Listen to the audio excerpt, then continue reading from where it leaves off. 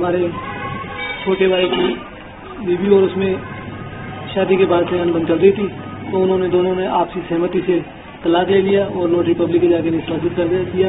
इसी बात को लेकर ग्राम पंचायत के जाति पंचों ने, नागरिक समाज के जाति पंचों ने हमें बुलाकर कहा कि आपने समाज की पंचायत का तोहिन किया है, इसके लिए आपको दंड लगेगा और आपका उसका पानी बंद कर दिया जाता है। मैंने कहा साहब किस बात का दंड लगेगा? तो उन्होंने कहा कि आपने समाज को बिगड़ पूछे फैसला कर लिया, इसलिए आपको 1,51,000 रुपये दंड देना पड़ेगा। मैंने कहा साहब मेरा परिवार गरीब है, हम गरीब आदमी हैं, इतना दंड वहन नहीं कर सकते। लेकिन हमारी उन्होंने एक नहीं मानी और जातीय समाज की जो प्रमुख बढ़ाई है उनको, जो हमारा न्योता देते हैं समाज का, उसको बुलाकर कहा कि फखरुद्दीन का और इसके परिवार का न्योता बंद कर दिया गया है।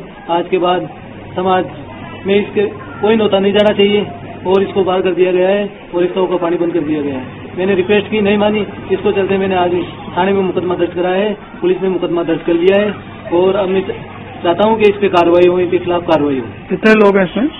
6 लोग हैं।